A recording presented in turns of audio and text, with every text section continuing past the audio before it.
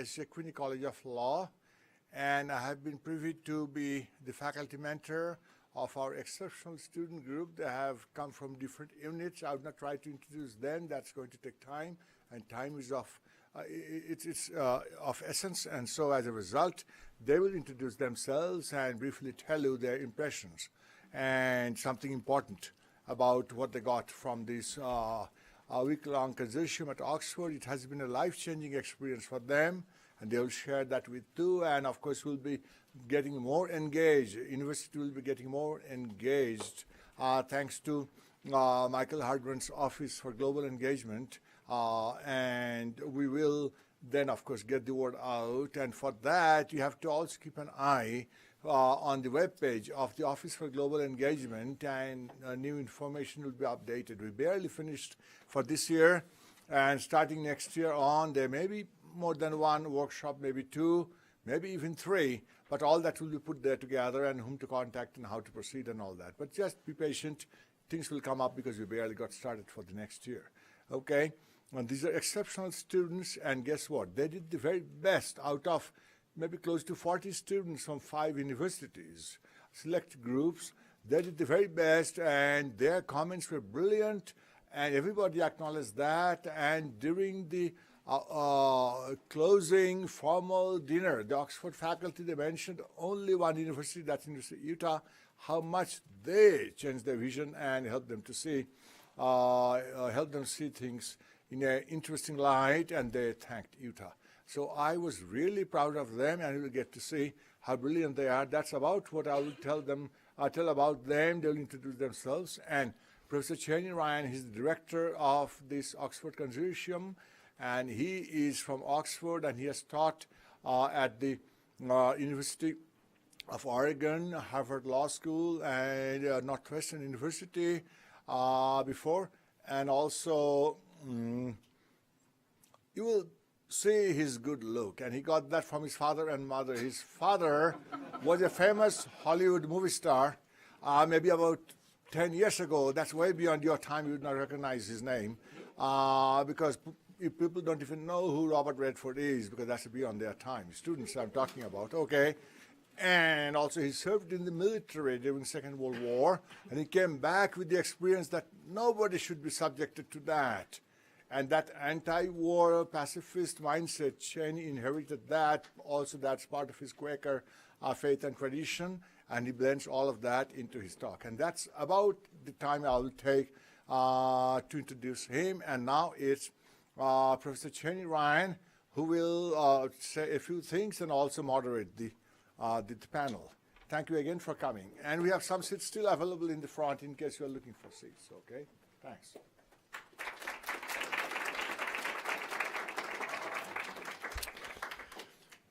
Uncommon introduction, comments on my good looks, but always appreciated at my age.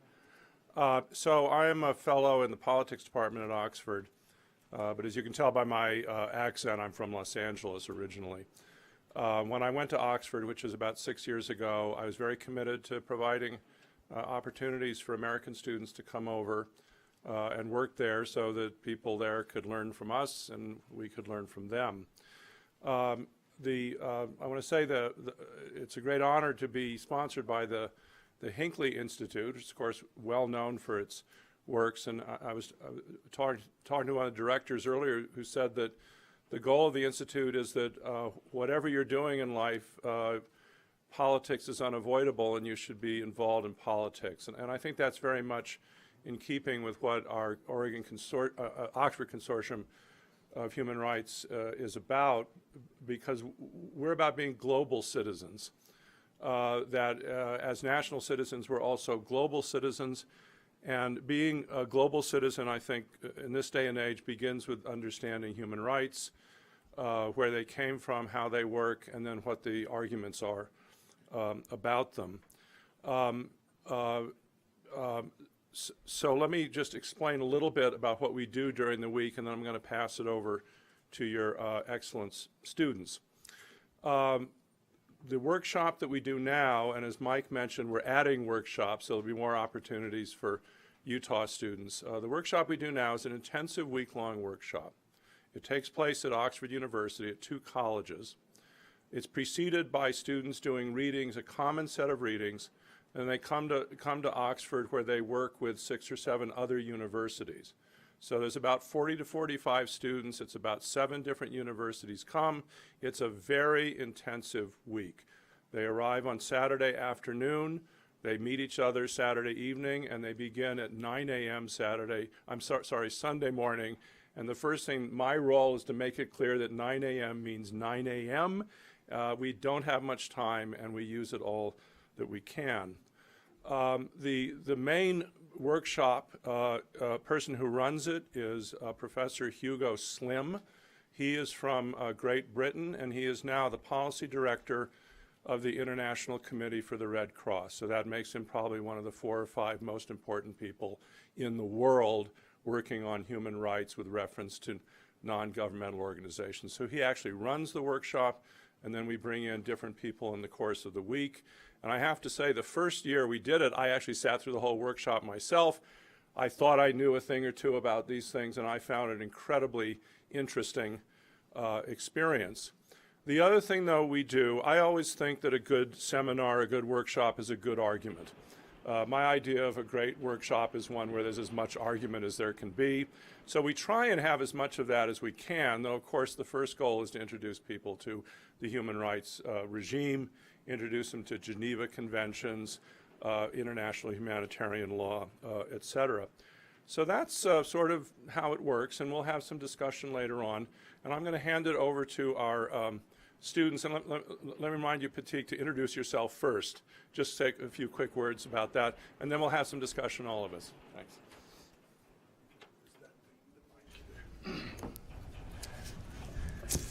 Should I pick it up?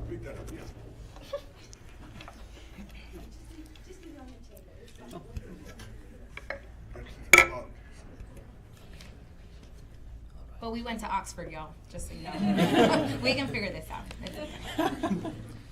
Good afternoon, folks, and thanks for being here. My name is Pratik Raghu, and I'm in the honors program at Westminster College, where I'm pursuing a customized major in post-colonial ethics. So who better, really, to introduce an event mostly involving University of Utah students held at the University of Utah? My Oxford experience was, in a word, unforgettable. And it was unforgettable because it defied a number of expectations I had going into it. Let me begin by saying that Oxford is the most historically rich place I've ever been in the global north, or the Western world, if you will. I expected to encounter a lot of history, though, mostly because that history is intimately tied to the histories with which I identify. I named the photo album for my trip The Empire for a reason. Having completed the readings for the workshop, I'd be lying if I said that no part of me was afraid that I'd be stuck in a room halfway across, all the way across the Atlantic Ocean with a bunch of mainstream liberals, with no other radicals to whom I could turn. I'm happy to report that I was patently wrong. I found the facilitators for the different discussions we had at Oxford accessible and approachable. As I said to David Ritchie, one of the faculty members who traveled with one of the teams to Oxford, you folks are real, and I love your realness. They adopted an inductive, pragmatic approach to a lot of the discussions that we had instead of an elitist, deductive, theoretical approach. They also hosted a lot of guest speakers with years of experience in the fields of human rights, international humanitarian law, pacifism, and peace building.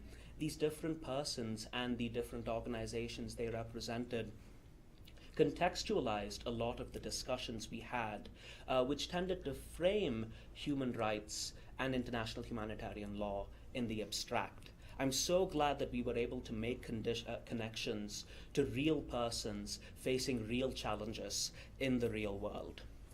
I'm also happy to report that virtually all of my peers, no, not virtually, all of my peers were willing to listen to what we all had to say.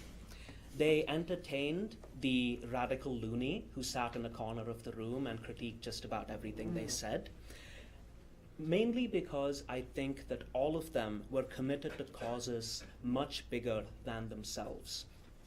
Everyone at the workshop had a very keen sense of why we were at Oxford, why we had traveled so far from so many different locations in the United States to discuss these issues intensively for a week's time. In essence, they were committed to change, and I respect and treasure each and every one of them for that commitment. That leads me into advice that I would give to any interested students and potential future workshop participants. My first piece of advice is to be reflexive. That is to say, be keenly aware of who you are, where you are, and what you're doing. Be willing to step outside yourselves to consider the ramifications of what you say and what you advocate for. In a word, be keenly aware of your positionality and, more specifically, the privileges that permit you to travel to Oxford for an opportunity as excellent as this one. Be self-critical so as to never abuse those privileges. In relation to this first piece of advice, I would also encourage all of you to, and I'm going to use a term from post-colonial theory here, decenter yourselves. That is, practice informed empathy as opposed to uncritical sympathy. I think that a lot of work in human rights and humanitarian law tends to go awry because persons feel sorry for the individuals, groups, communities, and societies they're trying to help without stopping to think how harmful pity of that kind can be. I would encourage all of you to practice solidarity over service and definitely over charity in any manifestation. Finally, I'd like to speak directly to members of any marginalized groups in the room. I'm talking about women, students of color, self-identified members of the LGBTQ+ community, or persons who consider themselves differently abled. I want you to know that there is a place for critiques of dominant discourses at this workshop, as well as for the cultivation and engagement with critical discourses. You will not have to stand by and let white, upper middle class, heterosexual, able-bodied men tell you what's what. Frankly, far too much of that happens in governments, intergovernmental organizations, and in the fields of human rights and international humanitarian law. I'd like to defer to my preferred understanding of anarchism, that understanding being that anarchism constitutes creating a new society from within the shell of the old. Oxford might be an ivory tower, but I trust all of you to dismantle it brick by brick from within, so we can create a world in which many different worlds can exist. Thank you. Yay.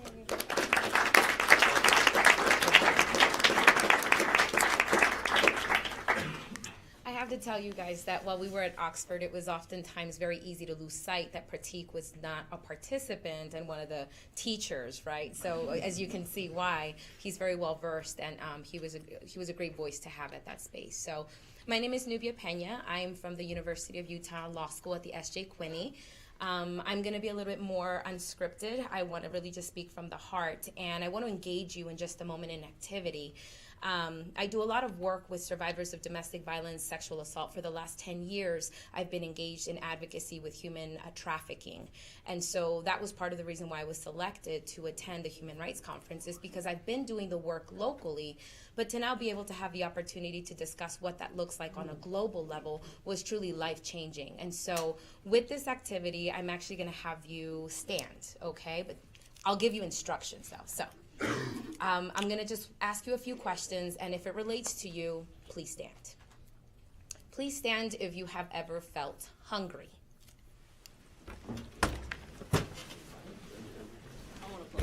You want to play? You can play. Excellent. Okay. Look around to see who's standing with you. Okay. Please sit down. I'll remain standing. Please stand if you have ever been cold. Look around to see who's around you. Please sit down. Please stand if you have ever been afraid for your safety. Look around to see who's with you. Please sit down. Please stand if you have ever been afraid of being raped. Look around to see who's around you. Please sit down. Please stand if you have ever been afraid that someone you love would abuse you. Look around to see who stands with you. Please sit down. Please stand if you have ever been afraid every single moment of your life, when you wake up, when you are in your daily routine, and before you go to sleep. Look around to see that no one is standing in this room. And if I were to do that experience and that activity with you in Syria, in Iran, in Afghanistan, in a lot of the worlds right now that we are having conflict, I can tell you that the room, everyone would be standing. And that was really the conversations that we engaged in when we were at Oxford University. What is conflict? What is peace? How does this evolve? How does this escalate? What is your responsibility to take part in this conversation? How great is it that we can look at CNN or MSNBC and think, wow, that's horrible that they go through that, and then turn the channel? What responsibility do we have to individuals that are experiencing this across thousands of miles, across seas, across bodies of water that we may never engage with, but yet they live every single day in fear? We heard stories from Hugo Slim's book about women who had been raped several times in their lifetime because of the conflict that they existed in. We heard stories of children who were displaced because their schools were bombed and because they had no place to go that was safe for them to learn. Generations of children will now lose their education because of individuals who believe that the war was more important. What does peace look like to you, personally, spiritually, religiously? Right? So all of these questions, as Pratik had mentioned, offer an opportunity of self-reflection, but also an opportunity to say it is more than just the dialogue that we have within the confines of a safe room where there are no planes that are overhead, there are no bombs that are blowing up thousands of miles away from us, right? It is happening, and how do we take part in this dialogue? So for me, the best experience that I had at Oxford was understanding global citizenship and what does that look like for me as an individual that does the work for underserved and vulnerable populations in Utah. What is now my role that my eyes have been opened to this conversation of responsibility beyond the confines of my state. So I encourage you to really consider what are you doing? How are you involved? How are you participating? What are you doing to help others that are possibly in need of service? How do you emotionally, mentally, academically, and professionally developing yourselves to be able to take on an experience where you sit across the room from another individual that maybe has experienced some type of trauma in their lifetime? And to be able to accept that, honor that, and embrace that in a way that really allows for people to say, you hear me, you see me, and you're willing to stand with me to do something to change what is currently existing in my lifetime, but then in the lifetime of those that I love and those that you care for. So, thank you.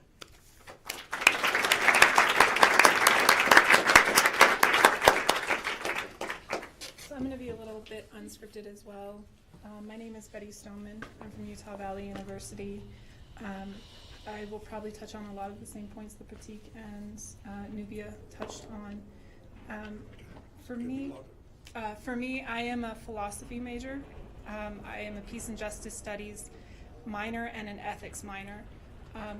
Nubia is in law, Pratik is in colonial studies. So something that it was particularly interesting to me about the Oxford Consortium is that it wasn't just geared towards one discipline. It was there was an interdisciplinary aspect of the consortium.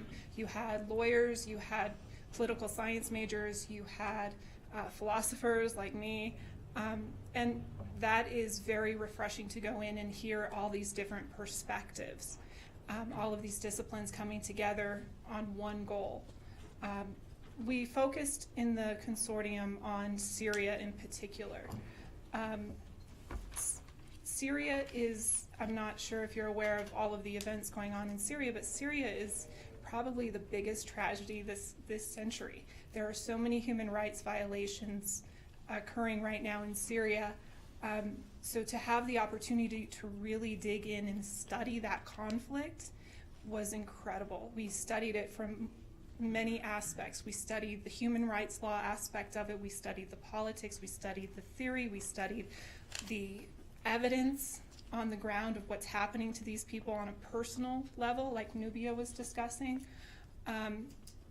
All of these different aspects that come together and create a unified vision about what is going on in that conflict was very impactful. It is a very significant event to be able to go in and really dig into a human rights event that's occurring at the moment and really pick it apart. Another wonderful thing about the conference is we had a plethora of readings and academics to look at and study. Hugo Slim's book, Killing Civilians, we talked a little bit about that. We talked about Cheney's work in war, and Cheney advocated teaching people, teaching civilians exactly what the costs of war are, not just the economic costs, but the human costs, what happens to people in war. That's something that we really studied with the Syrian refugees, what happens to them when they are displaced. They go from one area to another, constantly fleeing from one area that's besieged or under attack to another. You have children that are sexually assaulted. You have just all sorts of chemical weapons. It's just incredible to look at how significant this event is. So again, touching on something Nubia said, it's significant in the sense that it gives you a broader understanding of your place in the world and how you can contribute to making the world a better place. Given whatever your individual perspective is, whether you're a philosopher, a political science major, or a lawyer, you come out of there with some knowledge about what you can do to make the world a little bit better.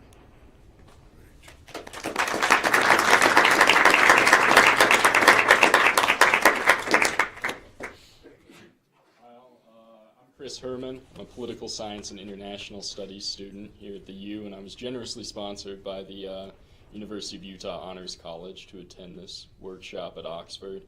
And yeah, just like they've said already, it really was a life-changing experience and an absolutely fascinating week to be able to go to a city and a university as excellent as Oxford and be with students and professionals and academics from all over the United States and a number of countries around the world, and be able to learn from each other and discuss with each other about pressing issues occurring around the world in the area of international human rights and violent conflict and humanitarian aid in a very interdisciplinary setting, as Betty touched on. And it was fascinating getting to have such a diverse set of personal perspectives and personal experiences with the topics at hand from the participants, the faculty members, the guest speakers that were involved in the workshop. And I study international relations, and we spend a lot of time trying to understand at the sort of the high up political level why wars happen and how we can prevent wars and things like that. But I had never had much experience with learning about sort of at a micro level what the situation is like on the ground in conflicts or the areas surrounding conflicts before the conflicts happen, during the conflicts, and afterwards. And so it was amazing being able to learn from this diverse perspective of people where you had retired Army officers who had served in Iraq and Afghanistan. You had people whose families had been in conflicts in Serbia and in Sri Lanka. and other conflicts like that. You had guest speakers who had worked in humanitarian aid for the ICRC, Doctors Without Borders, Oxfam, who've been on the ground in ministering humanitarian aid. And so it was amazing to finally be able to learn all of these diverse perspectives and be able to discuss them and put together a much larger picture than you generally get sort of in your classes at the University of Utah about what violent conflict is, what violent conflict means, and what we can do to hopefully prevent violent conflict in the future.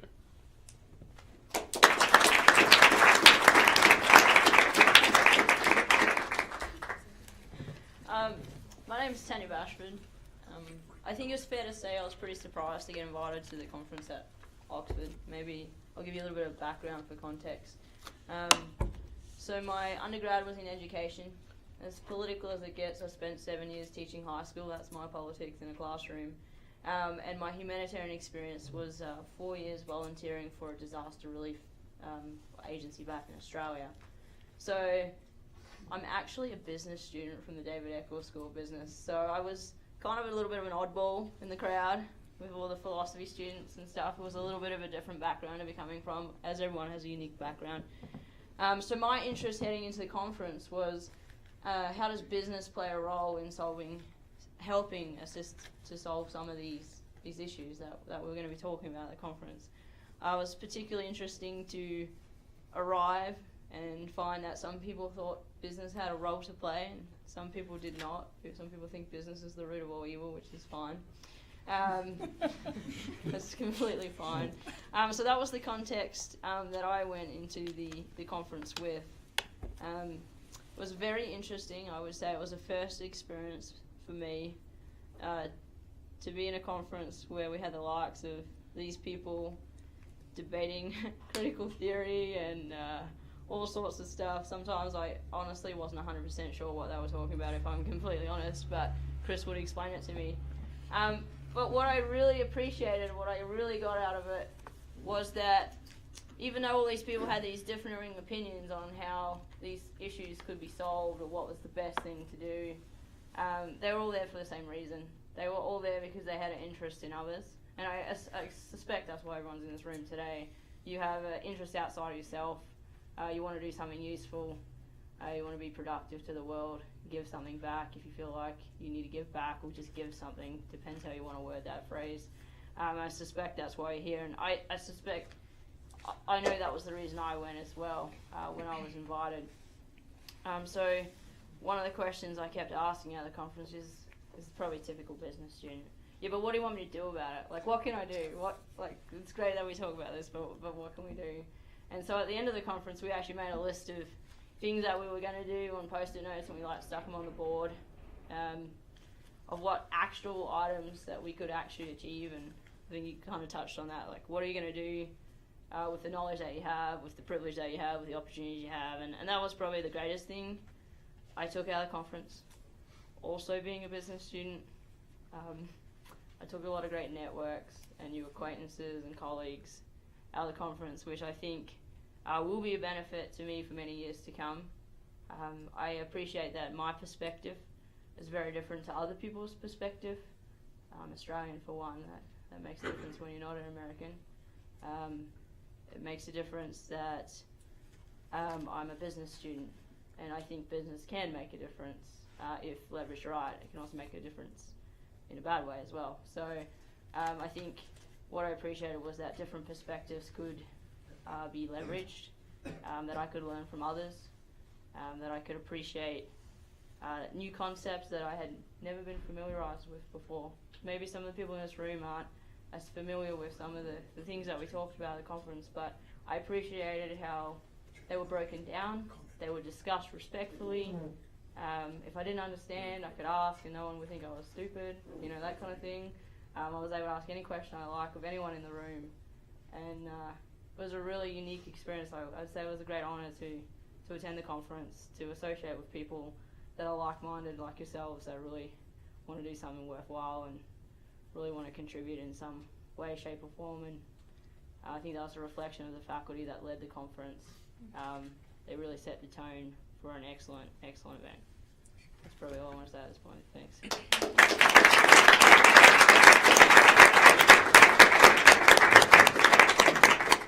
I'll make a very quick.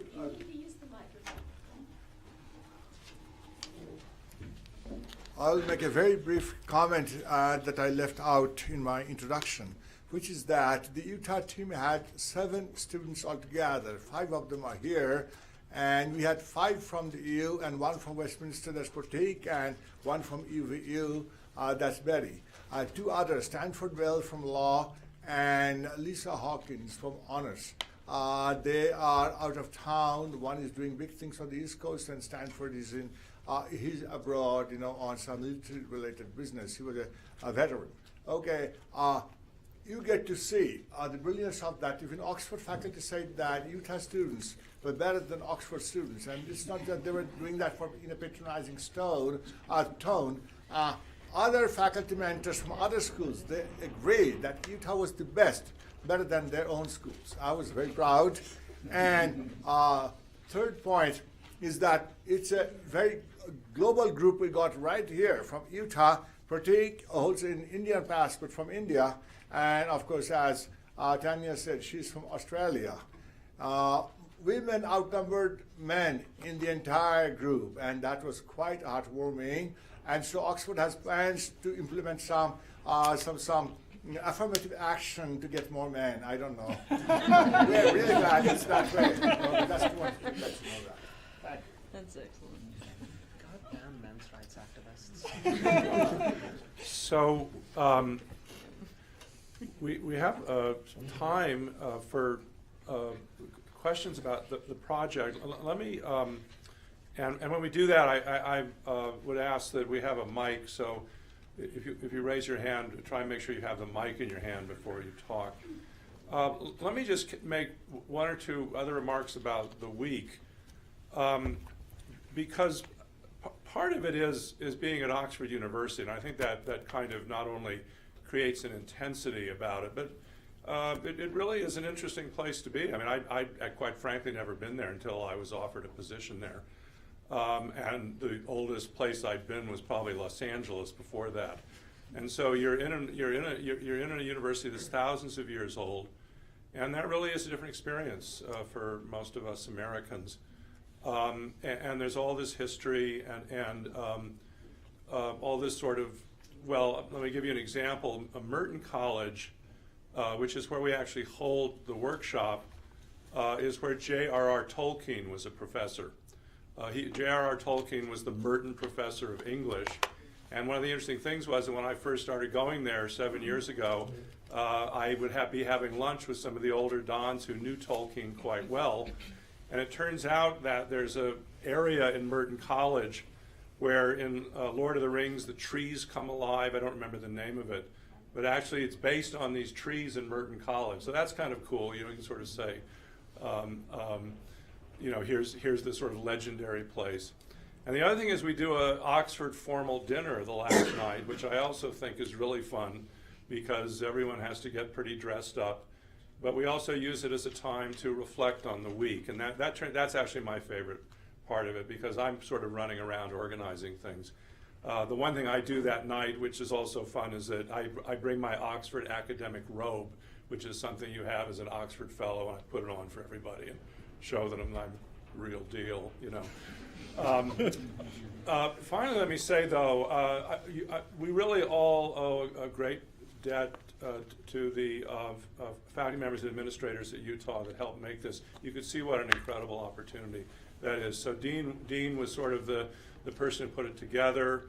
But last year I came here and I was fortunate enough to not just meet with Dean, but with Mike and Tom and Sylvia and the other people, and they really do deserve a round of applause. So please.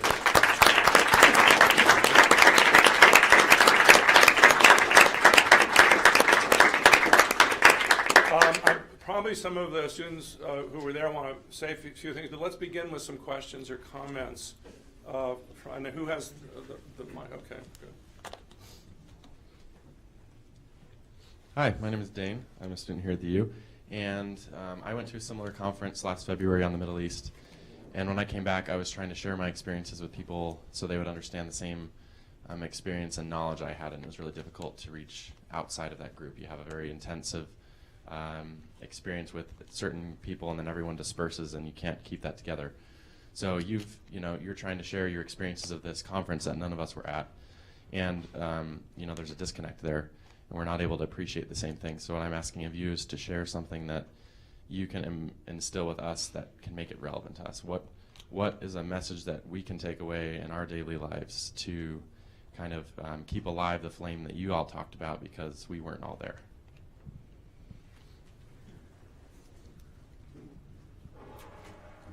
Comments? Betty?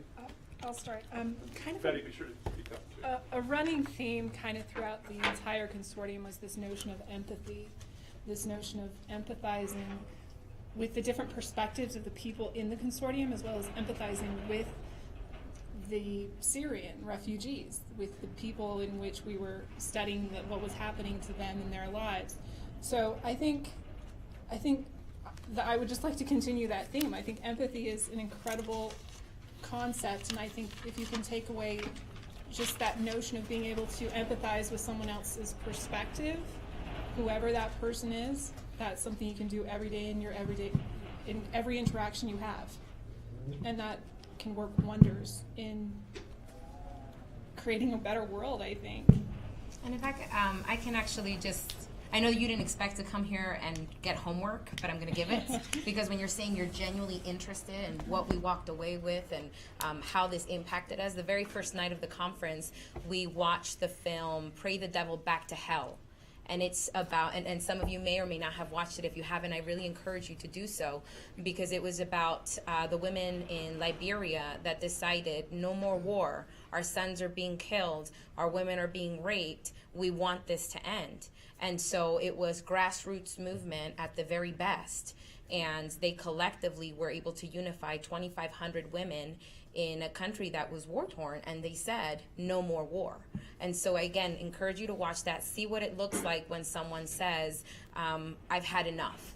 See what it looks like to say, I want change. And see what it looks like to say, I'm going to unite others to demand that change, because one voice might not be heard, but I dare you to silence 1,000. So the peace conflict, so Cheney, do you want to speak to this? Or they were able to force the warlords and the diplomats to stay in the peace talks and resolve it, where it had been an issue where they were just really taking advantage of being in those spaces and not listening to them. And the women sat outside of the doors and pretty much held them hostage and said, you will not leave. And again, I just challenge you to watch the film. And when you say, how are you bringing those conversations to the community?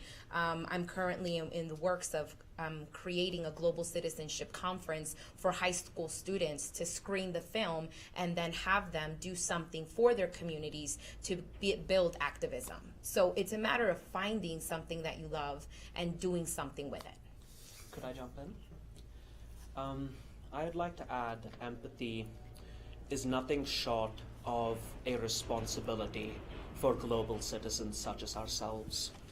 It is a responsibility because the very fact that we are all sitting in this room having this conversation implies that we enjoy at least one kind of privilege, if not many more. The fact of the matter is that persons, groups, and organizations in this part of the world are complicit in the hegemonic oppression of many peoples, communities, and entire societies in a lot of other parts of the world. I would just like to remind everyone, commonsensical as this fact may seem, that Lockheed Martin and Kalashnikov are neither Liberian nor Syrian words. And yet, those terms can be used to describe conflicts in both those places. Taking that analysis one step further, the fact of the matter is that the weapons being used by militarized police officers in the United States are exported to many countries around the world and used by militarized police forces in those societies to suppress civilian populations. Just just 2 states over in California, gun manufacturers and many other members of the military-industrial complex host an annual conference attended by delegates from Kuwait, from Brazil, from many parts of the world who go there to make sure that their police forces and armies are equipped to ensure the continuation of various forms of hegemony. Did you want to? Yeah, I'll just say one thing. Dane, was it? I think one of the main things that I took out of it that I think I'd like everyone to appreciate is when we talk about these conflicts, like in Syria and stuff, and we look at the root of the conflicts, it's a difference in beliefs, perspective, upbringing, heritage, whatever it is. And then we go to these conferences. Are we there advocating that our opinion is right and that our perspective is right, and we don't listen to other opinions? Because if we are, then we're just perpetuating the problem that we're trying to solve. And so I think we can learn from this as well. Like we expect them to negotiate and put their perspectives in line, but are we in a position where we're like, no, our theory is right or our solution is correct, where we should be having very open discussions and really appreciating other people's perspectives? And I think that's one of the main things I took out of the conference. Even if we think we're right, we have a lot of value to learn from other people who have a different perspective. I think that's the main thing that I got. Thank you. So next, yeah. Okay. You discussed the idea of empathy towards individuals facing struggles, specifically those in Syria, and the concept of attempting to understand the threats they face and what we can do to remedy these issues. Besides the movie you've already listed, are there any specific sources or texts besides news that you would recommend to educate ourselves on these issues to better comprehend them and what needs to be done to fix them? As far as text, Hugo Slim has a bunch of work on Syria. I'm not sure if that's available. Creative Commons, free. It will be put on the webpage of the Office of Global Engagement on a page. That's for this Oxford constitution, so you will have lots of reference there. Yes. Okay, so there's lots of reading material there that you can reference. But we would actually also encourage you to, instead of just local news, Deseret, Salt Lake, actually start becoming global readers, right? So New York Times, they cover international news, Al Jazeera, I mean, there's several, BBC. Really get engaged and start trying to read at least one international news story every single day and follow the conflict, follow the stories. And as you follow those stories, search for the voices of civilians themselves, persons who are bang smack in the middle of almost unimaginably horrific situations. I think that we have to give precedence to their voices, to their opinions, to their preferences above all else. And there is a recent report out that does take witness testimony from what's happening in Syria. I can take your name afterwards and forward it to you if you'd like. I accessed it for research for the conference. So it's really incredible to read witness firsthand testimony of what they're going through. The next question. Hey, my name is Tim, and I'm a student at the same place at Pratik at Westminster College. And I like the fact that you bring up the aspects of privilege and also the impact that you're making as being part of the hegemonic system in a global scale, in a global arena. And you talked about grassroots movements in conflict zones.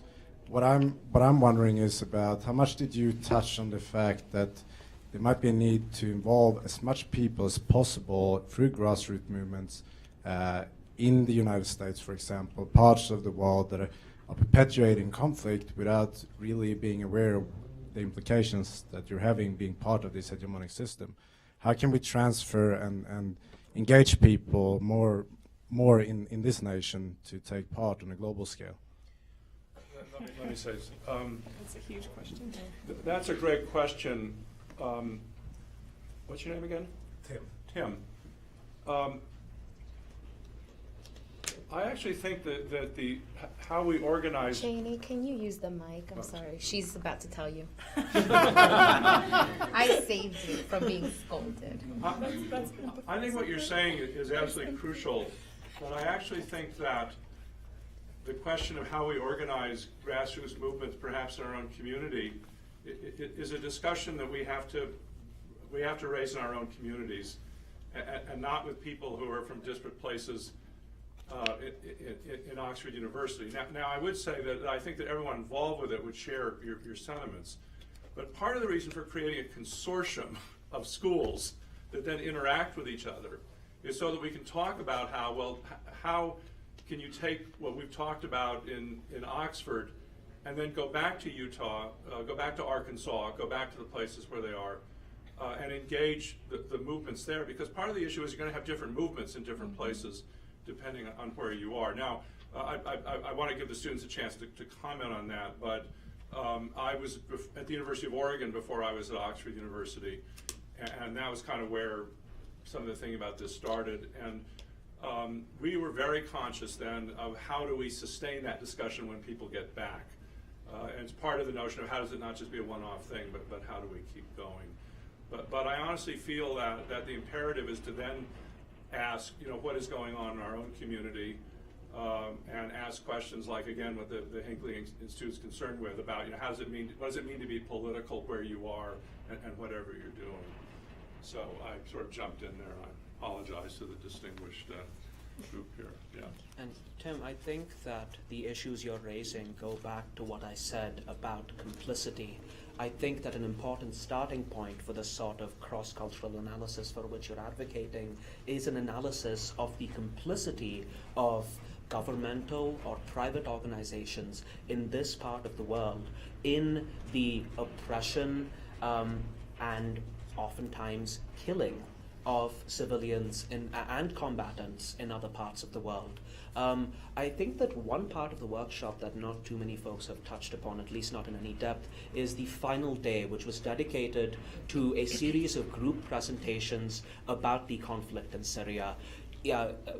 We divided into a number of different groups, each of which looked at a different aspect of the conflict. My group focused on the humanitarian response to the different challenges posed by the conflict, both local, regional, and international. And our foremost recommendation was that international and regional organizations need to trust local actors far more than they currently do, because that lack of trust is costing lives on the ground in Syria, despite the fact that many of these local actors are the ones who know the situations in their communities best and thus know best how to respond to them. Anyone else want to? I'm waiting for a female to ask a question because we've had 4 gentlemen. So there we go, ladies. There's some voices. It's okay. Does anyone else want to respond to Tim's question, or should we move on? No, I We had just 10 asked. minutes left. Okay. Hi, my name is Mohammed. I'm a student here as well. The question is, the question I have is that you particularly mentioned that you guys came up with this solution and post them after the conference. Would you guys mind sharing with us that? I think we deserve knowing how you guys came up with it. So the question is, what do we put on our post-its? In case you have Okay, examples. What did you guys put? Well, I cheated for the first one because I needed inspiration. I wrote this panel. So that was my first one. So I completely cheated. I'm sorry. So I am going to organise something in the business school because that's where my realm of influence is. And I'm going to organise something there to share with the business students who don't get a lot of exposure to these types of topics except through own personal interest, to share with them what I learned.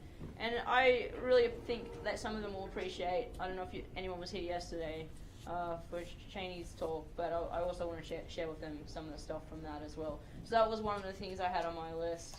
And also I need to get back into volunteering. I know I'm in grad school, but I need to get back into it. So that was another thing that was on my posters. I don't know about these guys. Chris? Yeah, I mean, when you're asked to offer up a solution to global conflict, is write it down on a 3x5 index card and put it on the wall. That's really quite the task. But yeah, I think Tanya hits it on nicely. Just doing things sort of in your personal life, like spreading awareness and doing volunteer work. Maybe looking at a slightly larger picture. looking at areas of the global problem with conflict, specific things that interest you that you'd like to make a difference in. So Nubia, for example, is very interested in sexual assault and the role that unfortunately plays in conflict, and doing work with that. So find something that interests you, and do work on it, do research on it, in your academic life here at the U. I'm working on my thesis right now on solving the policy problem internationally to finding permanent resettlement for refugees from Syria and other conflict-prone areas, which will probably end up in the library and no one will ever read it. But the idea that hopefully maybe someone will read it and take something from it, and it might make a difference to that end, I think is that's something that I'm optimistic for, at least. We're going to need to move on to another question because we're going to start running out of time, but I think we have one of them. My name is Delicia, and I was just wondering, how do you think American policies and maybe practices that we engage in on a daily basis are, as you were talking about complicity, directly responsible for, or could be the solution to what's going on in Syria, in Iran, or wherever? In Syria or what?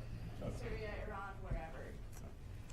Well, the unfortunate fact of the matter, and I'm sorry if I offend any patriots in the room, is that America today finds itself in the same position as Rome 2,000 years ago. It is a crumbling, decaying empire that is reaching beyond its limits because it is desperately trying to hold on to its hegemony in different parts of the world. A significant part of that imperial overreach is neoliberal capitalism and the various forms in which the United States, its government, and the various private corporations operating within its boundaries perpetuate it across the world.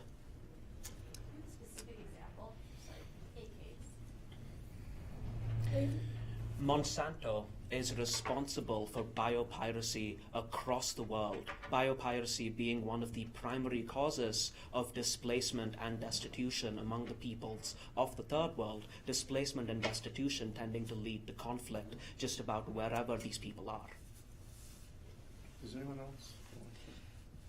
I'm going to bring it down a little bit, make it a little bit more surface level. Pratik is very broad and abstract, which is wonderful. Ideal and ideas. I'm very interested in the way ideology plays. And if you look at the way ideology has shaped people in the United States, you can see a little bit about what Pratik is talking about. If you drive down I-15 and you look at Southtown Mall, there's a sign on their billboard that says "Shop every day."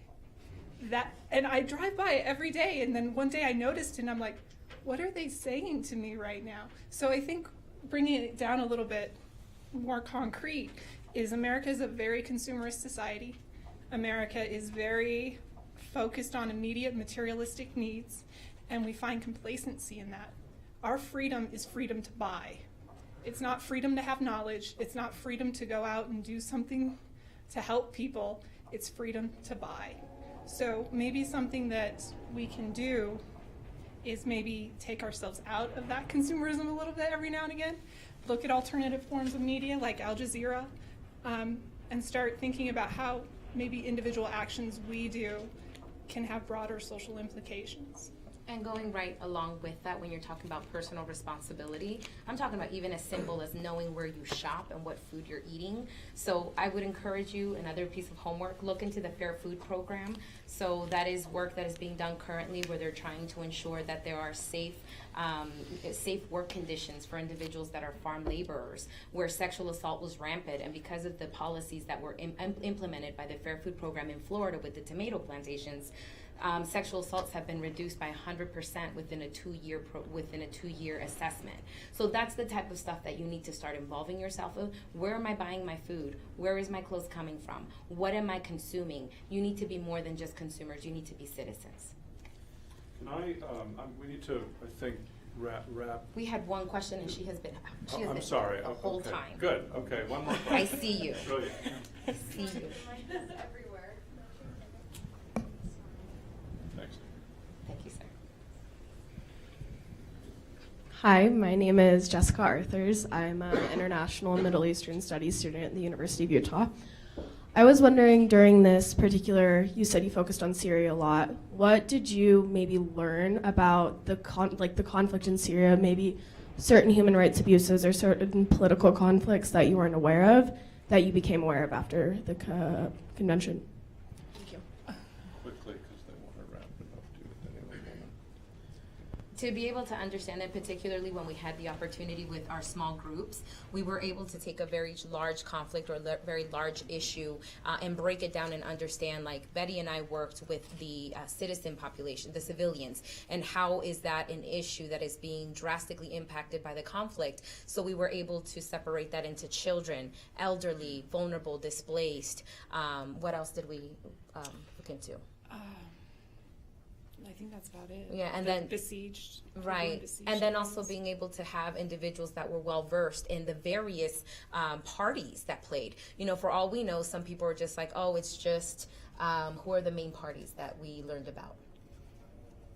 There's the ISIS, Assad government, Assad, ISIS, the various. But there were so many subparts to yes. it, right? And so there were all factions that had grown out from the FSA, which was Free Syria Army. So we actually were able to learn in depth what was going on, where we're not getting that news delivered to us on CNN. No one is talking about the fact that people are angry with what was currently going on with the military regimes. So they were breaking off and creating their own. But one, thought of one practice didn't work out. So then more people broke off. So we were just able to really unpackage the issue and dive into it in a much more bearable way. And I would we're say going to need to, I'm sorry, but yeah, I'm sorry. We could talk all day, y'all, so we just could talk stay afterwards. afterwards. There's a reception right there after the session, so you'll have all the time. Let me just, I just want to comment on the role of the United States. I honestly feel that a lot of the problems with the United States' role in the world is simply that we're so far away from so many things and that people are just not aware of it. And that's our own responsibility, of course, too. But that's one of the reasons I'm convinced that the more we bring the world together in terms of what Americans know about it, I'm very optimistic about that. America is, like other great powers, the source of a lot of problems. America is also far and away the single largest supporter of humanitarian aid in the world. Something you learn very, very quickly from people who do this work is that a huge amount of the resources in humanitarian aid come from the United States. It's a very rich country, of course, but it says something that I'm very optimistic that if people learn more about these things, then we can make some kind of change. Now, I'm a little bit unclear. You guys do you guys have something to say? Okay, okay, all right, go ahead. No one tells me. Okay. Dean, could you please stand as well? I believe I speak for... No, please. I believe I speak for all of us when I say that we cannot express in words how indebted we are to both of you, to Hugo, and to everyone else who made this opportunity happen for us. And so we'd like to give you a few small tokens of our appreciation. Thank you so much.